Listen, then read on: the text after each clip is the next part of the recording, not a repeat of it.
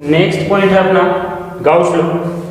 हाँ, फ्लक्स से रिलेटेड ही गाउस ने लॉ दिया था अपना, और गाउस लॉ क्या था कि किसी भी सरफेस से जो फ्लक्स क्रॉस होता है, पास होता है, वो हमेशा उसके 1/ε0 के टाइम्स होता है। यानी आप इसको डिफाइन कर सकते हो कि electric flux passes closed surface is always 1/ε0 times of total charge, कि उस क्लोज सरफेस में टोटल चार्ज कितना है उसके 1/ε0 टाइम्स आपका फ्लक्स होता है। यानी आप लिख सकते हो कि flux equal to charge upon ε0। और ये चार्ज कौन सा चार्ज होगा? उस क्लोज्ड सरफेस के इनसाइड में जो चार्ज है, यानी इनसाइड का चार्ज ही यहाँ पे कंसिडर होगा। सपोज मैंने एक सरफेस यहाँ ज्यूम किया है, गॉसियन सरफेस है, कोई भी कैसा भी गॉसियन सरफेस आपने ज्यूम किया। यहाँ एक चार्ज Q1 है, Q2 है, Q3 है, Q4 है एंड Q5, Q6, प्लस है, plus minus minus, plus and minus. ठीक है, अब इस गॉसियन सरफेस पे हमें फ्लक्स निकालना है, तो यहाँ पे देखो चार्ज है, टोटल चार्ज आएगा, टोटल चार्ज यानी टोटल कितना चार्ज है, चार्ज का सम होगा टोटल चार्ज। अब इस क्लोज सरफेस में जो चार्ज है उसका सम कर दो, लेकिन सिर्फ क्लोज सरफेस वाला ही चार्ज आएगा, आउटसाइड वाला चार्ज नहीं आएगा जो इनसाइड में है। यानी फ्लक्स इक्वल टू आएगा आपका आएगा Q1 अब माइनस Q2, क्योंकि विद साइन आएगा, टोटल चार्ज हमेशा विद साइन आता है, minus Q2 minus Q3 plus Q5 upon ε0। अब Q4 और Q6 कंसीडर नहीं होगा, इसमें सब में नहीं आएगा, ऐड नहीं होगा। क्यों? क्योंकि क्लोज्ड सरफेस के आउटसाइड में है, इसलिए ये नहीं आएगा। यानी हमें कौन सा लेना है? क्लोज्ड सरफेस के जो इनसाइड में जो चार्ज है सिर्फ और सिर्फ वो ही लेना है, यहाँ पे इनसाइड वाला चार्ज और नहीं लेना है, क्लोज्ड सरफेस के इनसाइड में जो चार्ज है वो ही लेना है। ओके, तो ये गाउस लॉ हो गया। और अगर हमें इस गाउस लॉ को प्रूफ करना है कि प्रूफ ऑफ गाउस लॉ, तो प्रूफ देखो गाउस लॉ को कैसे प्रूफ करते हैं। तो हमारे पास गाउस लॉ का जो फॉर्मूला आया है वो है flux equal to charge upon ε0। ये गाउस लॉ का हमारे पास फॉर्मूला है। तो हमें प्रूफ करना है इस फॉर्मूले को। तो देखो प्रूफ करेंगे, हमने एक पॉजिटिव Q चार्ज लिया, अब पॉजिटिव Q चार्ज लिया है तो इसमें से इलेक्ट्रिक फील्ड लाइन की डायरेक्शन है वो नॉर्मली होगा, जैसे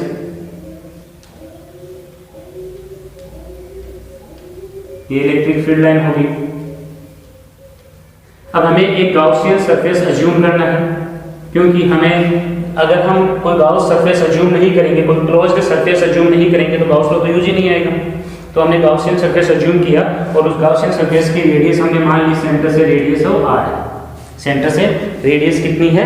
R है। अब देखो फ्लक्स का हमारे पास क्या फॉर्मूला था? फ्लक्स का फॉर्मूला था d∅ equal to E/ds cos theta, यही फॉर्मूला था E/ds cos थीटा, जो हमने इलेक्ट्रिक फ्लक्स का पहले फॉर्मूला निकाला। अब एक चीज देखो, अगर हमने एक स्फीयर, एक चार्ज है उसके अराउंड एक स्फीयर को कंसीडर किया, गाउसियन सरफेस हमने कंसीडर किया, एक स्फीयर है, तो अगर उस स्फीयर पे मैं एक स्मॉल सरफेस एरिया लेता हूँ, स्मॉल सरफेस एरिया जो ds है।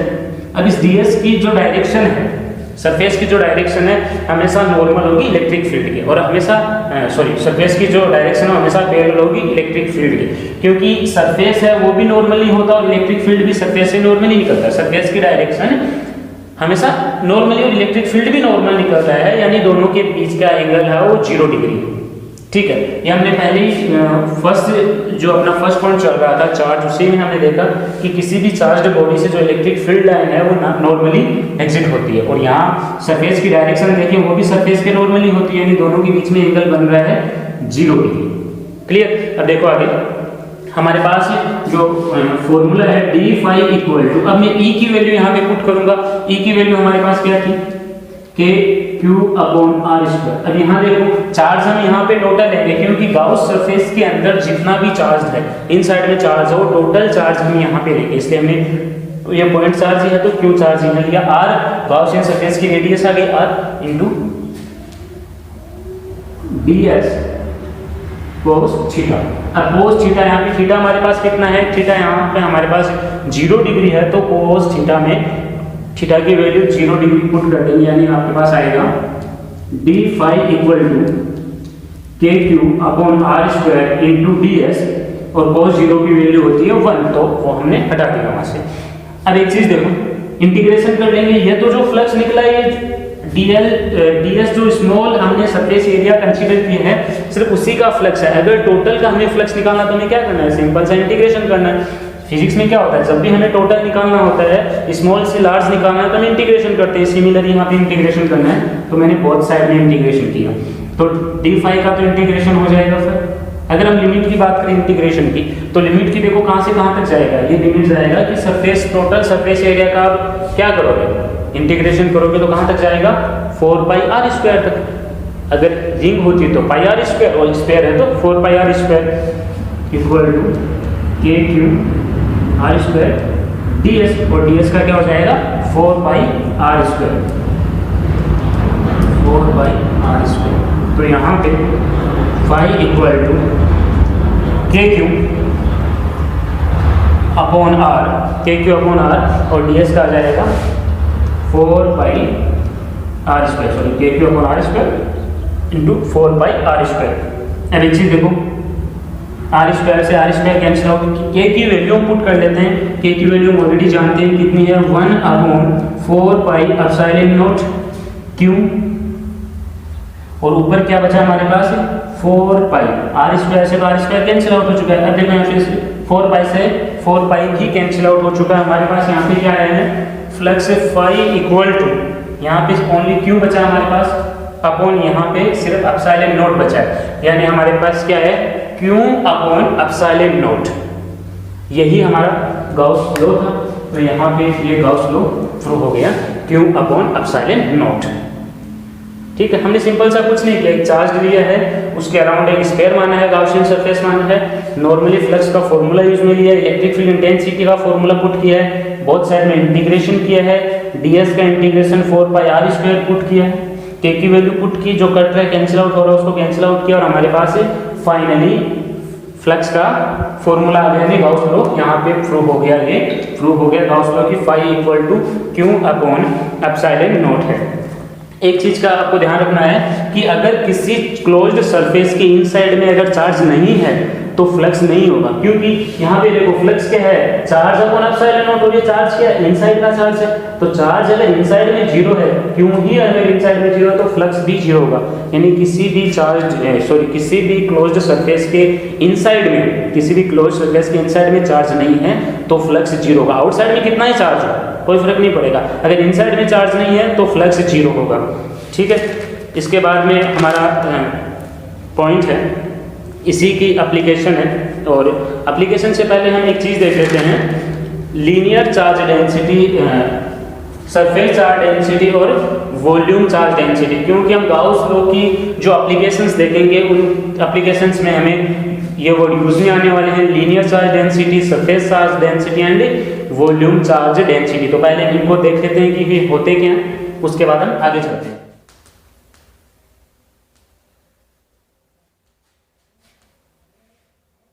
लीनियर चार्ज डेंसिटी, इसको जनरली लैम्डा से रिप्रेजेंट करते हैं, लीनियर चार्ज डेंसिटी लैम्डा से रिप्रेजेंट करते हैं। डेंसिटी वर्ड से आपको पता तो चल ही गया होगा कि हम किस बारे में बात कर रहे हैं। हम बात कर रहे हैं कि देखो लीनियर चार्ज डेंसिटी की, लीनियर क्या है, लेंथ, और चार्ज की डेंसिटी, लेंथ में चार्ज की डेंसिटी कि किसी भी वायर में जो एल लेंथ है तो उसकी यूनिट लेंथ में कितना चार्ज है वही उसकी लीनियर चार्ज डेंसिटी है। तो चार्ज पर unit length is known as linear charge density, जिसको हम रिप्रेजेंट करते हैं लैम्डा से।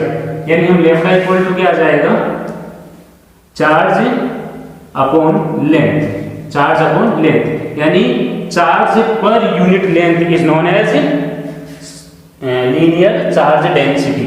अगर हम यूनिट की बात करें कि इसकी ऐसा यूनिट क्या होगी, तो चार्ज की यूनिट होती है कूलम और लेंथ की यूनिट होती है मीटर, यानी कूलम मीटर, इसकी यूनिट हो जाएगी कूलम मीटर। तो लीनियर चार्ज डेंसिटी क्या होगी, चार्ज पर यूनिट लेंथ, चार्ज पर unit length is known as linear charge density, जिसको रिप्रेजेंट करते हैं लैम्डा से, और जिसकी ऐसा यूनिट होती है कूलम पर मीटर। ओके, तो सेकंड हमारे पास है सरफेस चार्ज डेंसिटी।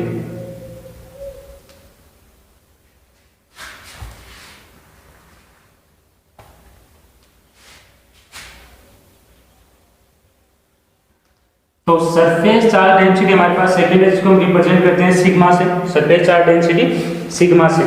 सिमिलर यहाँ पहले हमने किसका देखा, लीनियर का, और लीनियर का हमारे पास क्या था, चार्ज अपॉन लेंथ, और इसकी यूनिट थी कूलम्ब पर मीटर। यहाँ पे क्या हो रहा है, डेंसिटी है चार्ज की, लेकिन किसके रेस्पेक्ट में, सरफेस के रेस्पेक्ट में, यानी सरफेस चार्ज डेंसिटी यानी चार्ज पर यूनिट सरफेस, इसको रिप्रेजेंट करते हैं सिग्मा से। यानी सिग्मा इक्वल टू कितना हो जाएगा, सिग्मा इक्वल टू आएगा charge upon surface, charge upon surface. और अगर हम यूनिट की बात करेंगे तो चार्ज की यूनिट कूलम्ब, और सरफेस यानी एरिया, एरिया की यूनिट आती है मीटर स्क्वायर, यानी कूलम्ब पर मीटर स्क्वायर। इसको रिप्रेजेंट करते हैं सिग्मा से। ये भी चार्ज की डेंसिटी है बट सरफेस में, ये थी लीनियर यानी लेंथ में, अब सरफेस में है। अब नेक्स्ट हमारा थर्ड पॉइंट है जो है वॉल्यूम चार्ज डेंसिटी, और वॉल्यूम चार्ज डेंसिटी को रिप्रेजेंट करते हैं हम रो से। वॉल्यूम चार्ज डेंसिटी को रिप्रेजेंट करते हैं रो से। अब वॉल्यूम चार्ज डेंसिटी क्या है, सिमिलर वॉल्यूम में, पर यूनिट वॉल्यूम में जो चार्ज है उसे ही वॉल्यूम चार्ज डेंसिटी कहेंगे। यानी rho equal to charge upon volume. और अगर हम यूनिट की बात करें तो चार्ज की यूनिट है कूलम्ब और वॉल्यूम की यूनिट है मीटर क्यूब, यानी कूलम्ब पर मीटर क्यूब इसकी यूनिट आ गई। तो ये तीनों पॉइंट आपके हो गए। पहला है लीनियर चार्ज डेंसिटी यानी चार्ज पर unit length, surface charge density यानी चार्ज पर यूनिट सरफेस, और तीसरा है वॉल्यूम चार्ज डेंसिटी यानी charge per unit volume.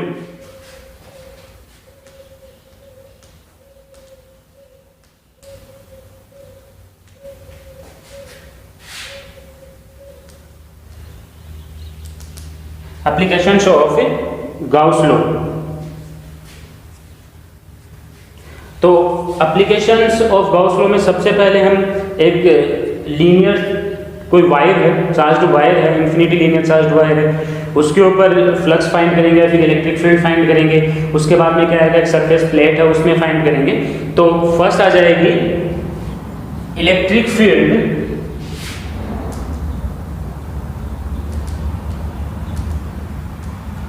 Field on a uniform charged wire. Uniform charged wire, ये इसकी फर्स्ट एप्लीकेशन हो गई। Electric field on a uniform charged wire, linear charged wire हमारे पास, उस पर हमें इलेक्ट्रिक फील्ड फाइंड करना है with help of Gauss law, Gauss law की हेल्प से। तो देखो सबसे पहले हमने एक चार्ज वायर कंसीडर किया है। अब चार्ज वायर पॉजिटिवली चार्ज भी हो सकता है, नेगेटिवली चार्ज भी हो सकता है, तो हम दोनों का एग्जांपल लेके देखेंगे। ये पहले पॉजिटिव वायर है,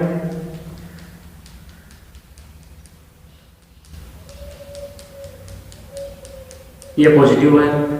अगर पॉजिटिव वायर है और जिसकी लेंथ L है, इससे सेंटर से कोई मैं पॉइंट P ले रहा हूँ जहां मुझे इलेक्ट्रिक फील्ड निकालना है। इलेक्ट्रिक फील्ड निकालना है तो किसी P पॉइंट पे, कोई भी P पॉइंट आप कंसीडर करोगे और P पॉइंट पे निकालना है। तो अब देखो आपको पता है कि पॉजिटिव से हमेशा इलेक्ट्रिक फील्ड लाइन क्या होता है, अवे फ्रॉम होता है, यानी पॉजिटिव से अवे होगी और नेगेटिव में टुवर्ड्स होगी। तो अगर मैं यहाँ पे कोई एक स्मॉल एलिमेंट या स्मॉल लेंथ dl लेता हूँ जिसकी वजह से इलेक्ट्रिक फील्ड फाइंड करता हूँ, तो इसकी डायरेक्शन होगी यहाँ पे इस साइड में,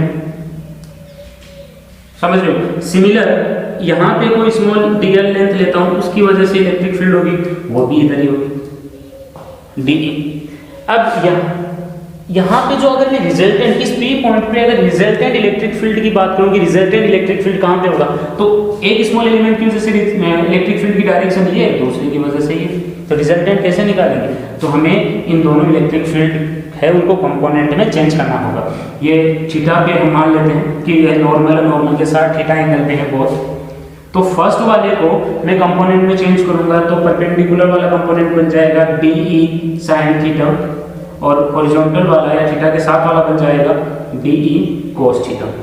सिमिलर सेकंड वाले का भी बन जाएगा DE sin थीटा, और यहाँ बन जाएगा DE cos theta, DE sin theta और DE cos थीटा। अब एक चीज देखो, आप यहाँ देख रहे हो कि DE sin थीटा दोनों के जो कंपोनेंट बने हैं DE sin थीटा वो अपोजिट डायरेक्शन में है, यानी इलेक्ट्रिक फील्ड प्रोड्यूस हुआ है DE sin थीटा वो अपर साइड और डाउन साइड में यानी दोनों एक दूसरे के 180 डिग्री पे अपोजिट डायरेक्शन में, और अपोजिट डायरेक्शन में होने की वजह से क्या होगा, एक दूसरे को कैंसिल आउट कर देंगे।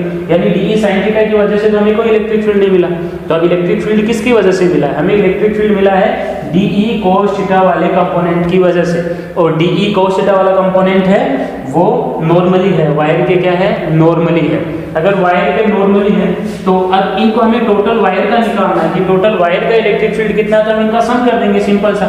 यानी सम हम कैसे करते हैं, हम इंटीग्रेशन करके सम करते हैं, तो हम इसका सम कर देंगे। अच्छा एक चीज तो आपको यहाँ से पता चल गई कि वायर में, किसी भी वायर में जो इलेक्ट्रिक फील्ड की डायरेक्शन होती है वो नॉर्मली ही होती है। देखो cos थीटा है, नॉर्मली ही है, क्योंकि पैरेलली नहीं पॉसिबल है, क्योंकि पैरेलली बनेगा डी साइन थीटा, यानी इसके अपर साइड में नहीं बनेगा और डाउन साइड में नहीं बनेगा। ऐसा नहीं है कि इलेक्ट्रिक फील्ड नहीं बनेगा, इलेक्ट्रिक फील्ड बनेगा बट वो कैंसिल आउट हो जाएगा। ये भी देखो डी साइन थीटा यानी साइन का कंपोनेंट और ये भी साइन का कंपोनेंट, दोनों कैंसिल आउट हो गए। तो ये दोनों कैंसिल आउट हो गए, तो यहाँ तो इलेक्ट्रिक फील्ड शो ही नहीं करेगा, यानी अपर साइड और डाउन साइड में शो नहीं करेगा। कहाँ शो करेगा, नॉर्मली शो करेगा। तो इस डायरेक्शन में शो करेगा, सेम इसी डायरेक्शन में ही शो करेगा। ऐसे DE यहाँ पे बन गया DE साइन थीटा और यहाँ पे बन गया DE साइन थीटा, और cos थीटा क्या बन गया, DE cos थीटा, और सिमिलर DE cos थीटा। ये भी थीटा एंगल है, ये भी थीटा एंगल है। तो एक चीज तो पता चला कि अगर पॉजिटिवली चार्ज वायर है तो उसमें जो रिजल्टेंट इलेक्ट्रिक फील्ड होता है वो अवे होता है, अवे फ्रॉम वायर होता है, यानी वायर से दूर होता है। देखो इलेक्ट्रिक फील्ड की डायरेक्शन यही है, वायर से दूर जा रही है, दो बोथ साइड में, इधर इस साइड में जा रही है और इधर इस साइड में जा रही है। अगर नेगेटिवली चार्ज्ड वायर होता, ये पॉजिटिव की जगह नेगेटिव चार्ज होता, देन क्या होता, देखो यहाँ ये आपके पास नेगेटिवली चार्ज्ड वायर है,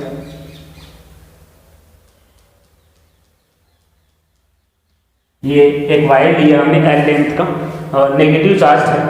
तो अगर इसमें हम एक पी पॉइंट कंसिडर कर रहे हैं कि एक पी पॉइंट है, उसके ऊपर हमें इलेक्ट्रिक फील्ड निकालना है और यहाँ पे एक स्मॉल लेंथ डीएल है, तो पी पॉइंट में डीएल लेंथ की वजह से इलेक्ट्रिक फील्ड, अब सोचो इलेक्ट्रिक फील्ड की डायरेक्शन क्या होगी, तो इलेक्ट्रिक फील्ड की डायरेक्शन तो क्या होगा, नेगेटिव चार्ज है। पॉजिटिव में क्या था, अवे फ्रॉम वायर, नेगेटिव में टुवर्ड्स वायर, तो यहाँ पे इलेक्ट्रिक फील्ड की डायरेक्शन हो जाएगी डीई, यानी इस डायरेक्शन के अंदर इलेक्ट्रिक फील्ड होगा। सिमिलर अगर मैं यहाँ पे स्मॉल लेंथ लेता हूँ डीएल, उसकी वजह से इलेक्ट्रिक फील्ड होगी, वो भी इस डायरेक्शन में होगा इलेक्ट्रिक फील्ड, यानी वायर की तरफ ही होगा। वहाँ तो अवे फ्रॉम हो रहा था, यहाँ क्या हो रहा है, टुवर्ड्स वायर, क्योंकि नेगेटिव चार्ज है। अब देखो यहाँ पे हमें इसका रिजल्टेंट निकालना है, क्या करना है, रिजल्टेंट निकालना है। अब एक की डायरेक्शन ही है, दूसरे की है, रिजल्टेंट के लिए क्या करें, सिंपल से कंपोनेंट में चेंज कर लेते हैं, यानी साइन और कोस कंपोनेंट में चेंज कर लेते हैं। तो ये थीटा एंगल पे मैं कंसीडर कर रहा हूँ बोथ को, थीटा एंगल पे, तो इसका 90 डिग्री बनेगा डीई साइन थीटा, और सिमिलर इसका 90 डिग्री भी बनेगा डीई साइन थीटा, और थीटा के साथ वाला ये डीई कोस थीटा और ये भी डीई कोस थीटा। यानी हमने क्या देखा कि डीई साइन थीटा कंपोनेंट बन रहा है अपर साइड और डाउन साइड में, दोनों ही कैंसिल आउट हो रहा है। क्यों, क्योंकि अपोजिट डायरेक्शन में सिमिलर, जैसा यहाँ डीई साइन थीटा कैंसिल हो रहा था एक दूसरे से, वैसे डीई साइन थीटा कैंसिल हो रहा है। बट डीई कोस थीटा क्या है, टुवर्ड्स वायर, दोनों जो स्मॉल एलिमेंट थे दोनों का जो इलेक्ट्रिक फील्ड का कोस कंपोनेंट है वो टुवर्ड्स वायर और सेम डायरेक्शन में। सिमिलर अगर मैं इस साइड में लेता हूँ, कोई क्यू पॉइंट ले रहा हूँ, तो इस साइड में भी क्या होगा, डीई डीई, तो यहाँ पे जो कोस कंपोनेंट है वो इस डायरेक्शन में होगा, d E cos theta, d E cos theta. अगर ये थीटा है, ये हो गया डीई साइन थीटा, और सिमिलर ये हो गया डीई साइन थीटा। यानी हमने क्या देखा कि दोनों साइड में, आप वायर के किसी भी डायरेक्शन में लो, दोनों डायरेक्शन में, यानी वायर के लेफ्ट हो या राइट हो, कोई फर्क नहीं पड़ता, डी साइन थीटा है, यानी अपर और लोअर कंपोनेंट है वो एक दूसरे से कैंसिल आउट हो रहे हैं, और क्या बच रहा है, सिर्फ कोस कंपोनेंट बच रहा है।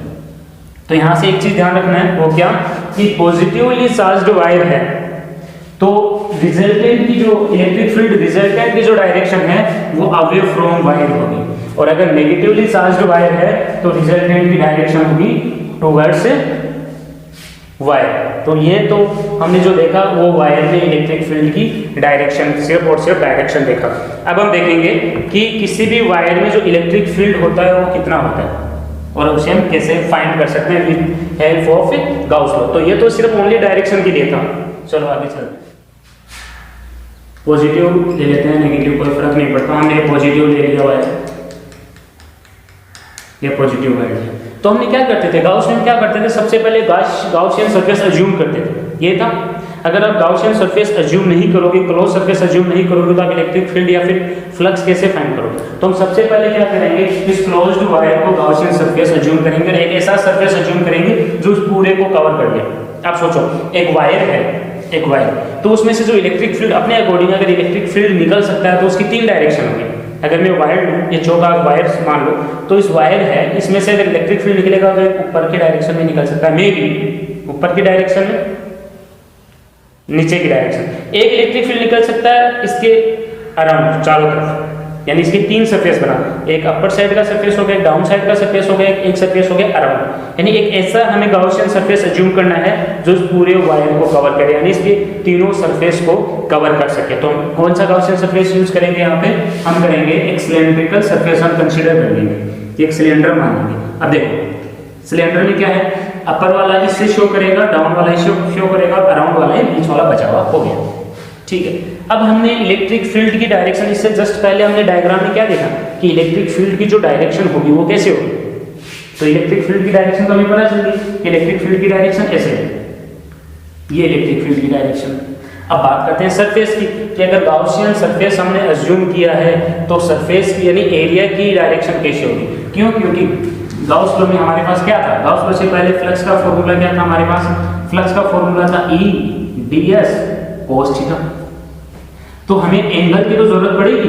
इलेक्ट्रिक फील्ड हम मान लेते हैं E है, सरफेस हमने मान लिया ds है, बट थीटा तो थीटा कंसीडर कर लेंगे तो फिर आगे सोल्व ही नहीं होगा। तो थीटा हमें यहाँ से निकालना पड़ेगा कि एंगल कितना है, ये किसके बीच का एंगल है, ये एंगल है इलेक्ट्रिक फील्ड और सरफेस यानी एरिया के बीच का एंगल है, इलेक्ट्रिक फील्ड E और ds के बीच का एंगल है। तो देखो यहाँ पे सबसे पहले हम यहाँ 3 सरफेस अज्यूम करते हैं, कंसीडर करते हैं। पहला मैं सरफेस मान रहा हूँ ये वाला, ये सरफेस है S1। अच्छा, इस सरफेस की डायरेक्शन क्या हुई, सरफेस है ऐसे सरफेस है तो डाउन साइड की डायरेक्शन हुई, तो मैंने ds को डाउन साइड में रिप्रेजेंट किया है। दूसरा मैं मान रहा हूँ यहाँ पे इस साइड में ये, तो ये सरफेस ऐसे ऊपर का सरफेस है तो इसमें ds की डायरेक्शन क्या है, अपर साइड में, यानी अपर साइड में होगी। तीसरा मैं सरफेस इसके अराउंड कहीं पे भी कंसीडर कर रहा हूँ, ये सरफेस है, ये S1 नेम दे देता हूँ, इसको S2 नेम दे दिया हमने, और ये तीसरा हो गया S3। अब एक चीज़ ध्यान देना कि यहाँ ये वायर है और ये चार्ज्ड वायर है, इसमें जो इलेक्ट्रिक फील्ड निकल रही है उससे चारों तरफ निकलेगी, इधर भी जाएगी, इधर भी जाएगी, इधर भी जाएगी, बट वायर के नॉर्मली जाएगी। और अगर यही सरफेस पे मैं एरिया की डायरेक्शन देखूँ तो इसका एरिया नॉर्मली वायर के नॉर्मली होगा, इधर भी हो सकता है, इधर भी, ऐसे चारों तरफ होगा। तो एक चीज देखा आपने कि थर्ड जो हमने सरफेस यूज किया थर्ड वाला, उसमें जो सरफेस की डायरेक्शन है वो सेम इलेक्ट्रिक फील्ड की डायरेक्शन में ही होगा, यानी थर्ड के अंदर थीटा कितना आएगा आपको 0 डिग्री। बट यहाँ पे देखो S1 सरफेस की बात करते हैं तो S1 में सरफेस की डायरेक्शन डाउन साइड है और इलेक्ट्रिक फील्ड की डायरेक्शन इस तरफ है, यानी एंगल बना थीटा 90 डिग्री। सिमिलर मैं S2 सरफेस और इलेक्ट्रिक फील्ड देखूं तो यहाँ पे भी 90 डिग्री। अब एक चीज तो आपको पता चल ही गया होगा कि फ्लक्स में फॉर्मूला क्या था, d phi equal to E ds cos theta, और cos 0 की वैल्यू कितनी है, cos 0 की वैल्यू 1 है मैक्सिमम, और cos 90 की वैल्यू कितनी है, cos 90 की वैल्यू 0। तो यहाँ पे हमारे पास 2 सरफेस आ रहे हैं, S1 और S2, दोनों सरफेस में एंगल कितना बन रहा है, एंगल बन रहा है 90 डिग्री, और cos 90 की वैल्यू 0, यानी यहाँ पे तो आपका जो फ्लक्स है वो 0 बनेगा। और अब हमारे पास सरफेस बचा है सिर्फ एक, और एक सरफेस बचा है ये S3, और यहाँ पे एंगल कितना बन रहा है 0 डिग्री, यानी हम आपके पास जो फ्लक्स मिलेगा वो सिर्फ और सिर्फ S3 सरफेस की वजह से मिलेगा, बाकी सरफेस की वजह से नहीं मिलेगा। अब देखो हमें टोटल फ्लक्स निकालना है, इस वायर का टोटल फ्लक्स निकालना है। तो टोटल फ्लक्स कैसे निकालेंगे, पहले S1 सरफेस का फ्लक्स निकाल लेते हैं, फिर S2 सरफेस का, और फिर S3 सरफेस का, और तीनों का सम कर देंगे, यही तो टोटल फ्लक्स हुआ। तो देखो सबसे पहले फ्लक्स हम निकालेंगे, किसका निकालेंगे,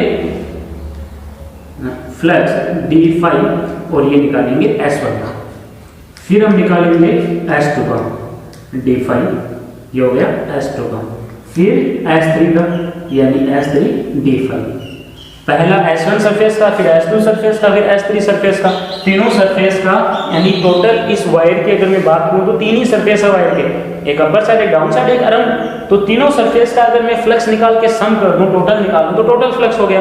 सिमिलर हमने वो ही किया है यहाँ पे। तो अब देखो flux equal to value put कर देते हैं।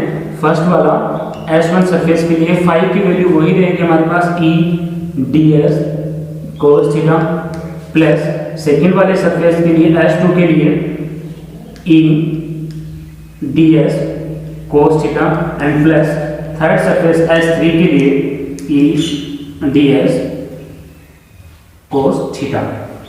तीनों की वैल्यू पुट कर दी। अब तीनों में हमें थीटा का पता ही है, तो थीटा की वैल्यू पुट कर देते हैं। S1 सरफेस में थीटा कितना है, 90 डिग्री, यानी फर्स्ट में थीटा आएगा 90 डिग्री। S2 सरफेस, और S2 सरफेस में थीटा कितना है, यहाँ पे भी 90 डिग्री, यानी यहाँ पे भी थीटा है वो 90 डिग्री है। और थर्ड में S3 सरफेस में थीटा कितना है, 0 डिग्री, यानी S3 सरफेस में आप थीटा की वैल्यू 0 डिग्री पुट करोगे, 0 डिग्री। तो आपका यहाँ पे देखो फ्लक्स कितना आएगा, 5 इक्वल टू आ जाएगा, यहाँ पे cos 90 की वैल्यू 0, यानी ये तो टोटल ही 0 हो चुका है। यहाँ पे भी cos 90 की वैल्यू 0, यानी ये भी टोटल 0 हो चुका है। cos 0 की वैल्यू 1, यानी यहाँ पे हमारे पास सिर्फ फ्लक्स ये बचा है। तो यहाँ से फ्लक्स आएगा आपके पास 0, प्लस यहाँ से फ्लक्स आएगा 0, प्लस यहाँ से आपके पास फ्लक्स आ जाएगा integration S3 E ds cos 0 की वैल्यू मैंने 1 पुट कर दी है। अब एक चीज़ देखो, ये आ गया आपके पास, यहाँ पे जो S है, जो सरफेस है, इसका इंटीग्रेशन करेंगे।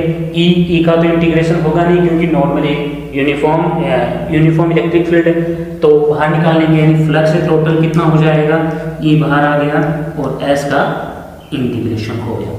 अब एक चीज़ देखो, सिलेंडर के अराउंड जो सरफेस है, सिलेंड्रिकल सरफेस है, उसका अगर इंटीग्रेशन करेंगे, हमने स्मॉल सरफेस लिया था, तो टोटल सरफेस का इंटीग्रेशन करेंगे तो आपके पास क्या आएगा, अगर रिंग होती तो मैं बोलता कि सिलेंडर है, रिंग कोई रिंग है, रिंग में होता 2 पाई। सिलेंडर है जिसकी L लेंथ भी आपके पास गिवन है, लेंथ कितनी है L, तो L लेंथ भी गिवन है, तो अब इसका इंटीग्रेशन क्या हो जाएगा, 2 pi R L। 2 pi R तो रिंग का हो गया, और सिलेंडर है तो L भी साथ में आ जाएगा, यानी आएगा आपका 2 पाई R L। तो देखो यहाँ पे flux equal to E into 2 pi R L into 2 pi R, ये आपका फ्लक्स आ गया। अब एक चीज़ देखो, हमने अभी तक गाउस लॉ तो यूज ही नहीं किया। अगर गाउस लॉ हम यूज करते हैं तो गाउस के अकॉर्डिंग क्या था कि फ्लक्स है वो चार्ज अपॉन एप्सिलॉन नॉट होता है। फ्लक्स क्या होता है, चार्ज अपॉन एप्सिलॉन नॉट। एक ये इक्वेशन है और एक इक्वेशन आपके पास यही है। दोनों में देखो, यहाँ पे flux equal to charge upon epsilon naught है, और यहाँ पे फ्लक्स इक्वल टू आपके पास क्या है, E इंटू 2 पाई R। तो दोनों ही फ्लक्स है, तो दोनों को इक्वल पुट कर दो, यानी मैं फ्लक्स की वैल्यू पुट कर देता हूँ, Q upon epsilon naught equal to, flux की जगह में ये वैल्यू पुट करूंगा, यानी E 2 पाई R। आपको क्या करना, आपको इलेक्ट्रिक फील्ड की वैल्यू निकालनी है, तो E इक्वल टू आपके पास क्या आएगा, E equal to charge upon 2 pi RL epsilon naught, 2 pi RL epsilon naught. अब एक चीज देखो यहाँ पे, चार्ज अपॉन लेंथ, L क्या है, L इस टोटल लेंथ है, वायर की टोटल लेंथ है, और Q क्या है, इस वायर पे जो चार्ज प्रेजेंट है वो चार्ज Q है। तो चार्ज अपॉन लेंथ है, चार्ज अपॉन लेंथ को क्या लिख सकते हैं, लीनियर चार्ज डेंसिटी, यानी लैम्डा इक्वल टू होता है चार्ज अपॉन लेंथ। तो Q अपॉन L की जगह मैं पुट करूंगा लैम्डा, तो यहाँ पे आपके पास E का फॉर्मूला आ जाएगा lambda upon 2 pi epsilon not R, 2 pi epsilon not R। आप यहाँ तक इसको छोड़ सकते हो अगर चाहो तो, या फिर इसको अगर आगे सोल्व करते हो, आप थोड़ा और आगे सोल्व करते हो, तो एक चीज़ देखो, अगर मैं 2 से मल्टीप्लाई डिवाइड करता हूँ, इसको भी मैं 2 से मल्टीप्लाई और डिवाइड करता हूँ, देखो लैम्डा को भी 2 से मल्टीप्लाई किया और नीचे वाले पार्ट को भी 2 से मल्टीप्लाई किया हो, तो ये 2 इंटू 2 क्या हो गया 4, तो ये बन जाएगा 2 lambda upon 4 pi epsilon not R। तो ये क्या बन गया 1 अपॉन 4 पाई एप्सिलॉन नॉट, और 1 अपॉन 4 पाई एप्सिलॉन नॉट क्या होता है, K की वैल्यू होती है। K इक्वल टू कितना था, 1 अपॉन 4 पाई एप्सिलॉन नॉट, तो इसकी जगह हम रख देंगे K, यानी आपके पास आ जाएगा E इक्वल टू के 2 लैम्बडा अपॉन आर। अब देखो 4 पाई 1/4 पाई एप्सिलॉन नॉट की जगह आपने क्या वैल्यू पुट की है, के पुट कर दिया, के constant, force constant, okay, universal force constant है। तो ये के की जगह हमने 1/4 पाई एप्सिलॉन नॉट की जगह के वैल्यू पुट की है, तो 2 पाई अपॉन आर आपके पास बच गया। तो ये आपका इलेक्ट्रिक फील्ड, यानी इस चार्ज्ड वायर पे एक यूनिफॉर्म या लीनियरली चार्ज्ड वायर है जिसकी लेंथ L है, उस पे हमने electric field, total electric field find किया है, और वो टोटल इलेक्ट्रिक फील्ड आ गया के 2 लैम्बडा अपॉन आर। और आर क्या है, आर वो डिस्टेंस है जिस पॉइंट पे यानी जिस डिस्टेंस पे हमने इलेक्ट्रिक फील्ड फाइंड किया। एक चीज देखो यहाँ पे, आपने अगर सिलेंडर इसके अराउंड सिलेंडर कंसीडर किया है तो सिलेंडर की कोई तो रेडियस होगी, तो रेडियस आर है, वो सिलेंडर की रेडियस आर है। तो वो ये जो आर आपके पास है वो आर है उस सिलेंडर की रेडियस, यानी जो गाउसियन सरफेस आपने अज्यूम किया है, सिलेंड्रिकल सरफेस आपने जो अज्यूम किया है उसकी रेडियस आर है। तो ये आपके पास इलेक्ट्रिक फील्ड इंटेंसिटी आ गई है किसी भी चार्ज्ड वायर पे।